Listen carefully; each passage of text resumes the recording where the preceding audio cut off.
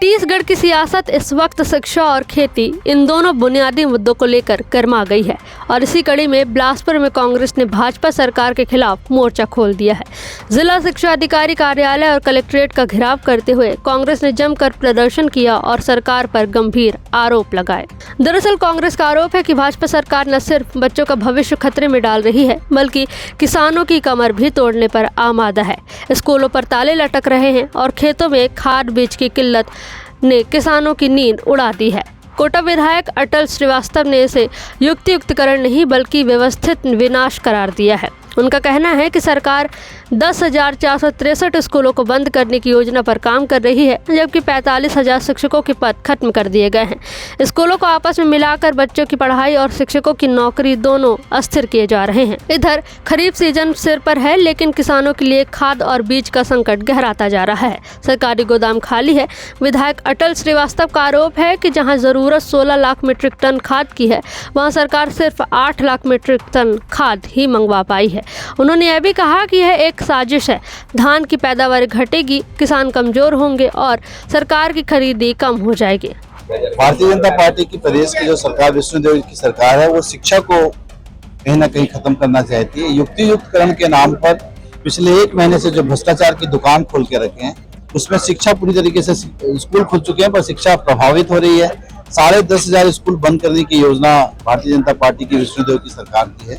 हम लोग इसका विरोध करते हैं कि छत्तीसगढ़ में एक भी स्कूल बंद नहीं होना चाहिए। यहाँ पे सुदूर ग्रामीण क्षेत्रों में भी प्राइमरी और मिडिल स्कूल खुले रहना चाहिए ताकि वहाँ के बच्चे शिक्षा प्राप्त कर सकें। और सरकार लगातार भ्रष्टाचार के नाम पर युक्तियुक्तकरण की योजना जो लाई है वो पूरी तरीके से फेल है। एक स्कूल के शिक्षक को उसके ही अपने गाँव के आसपास उसको शिक्षा का मंदिर उपलब्ध कराना चाहिए। और जहाँ तक बात है, छत्तीसगढ़ धान का कटोरा कहलाता है। किसानी का समय आ गया है, बरसात का। लगातार खाद की किल्लत देखने को मिल रही है। जो खाद 16 लाख मीट्रिक टन खाद छत्तीसगढ़ में जरूरत पड़ती है, उसमें से केवल 8 लाख मीट्रिक टन धान अभी तक सरकार ने मंगाया है। इसका मतलब है कि यहाँ पे धान की पैदावार को कम करना चाहती है, किसानों की आर्थिक नीति को कमजोर करना चाहती है ताकि छत्तीसगढ़ में धान की पैदावार ना हो और सरकार को 3100 रुपए में धान ना खरीदना पड़े।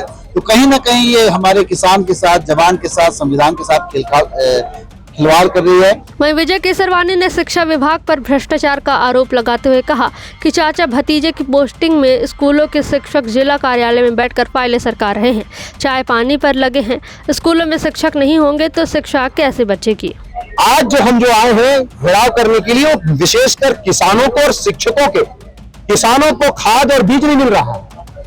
आज किसान परेशान है, बाजारों में कालाबाजारी हो रही है, डीएपी आपको कहीं नहीं मिलेगा। इसका मूल कारण यह है कि डीएपी में सबसे ज्यादा फास्फोरस होता है। इनका दूरदृष्टि है कि धान जो है पैदावार इस छत्तीसगढ़ में कम होनी चाहिए और उनको जो घोषणा किए हैं समर्थन मूल्य देने का, वो कम से कम धान का अगर उत्पादन होगा तो इनको आसानी होगी। ये इनकी नाकामयाब कोशिश है।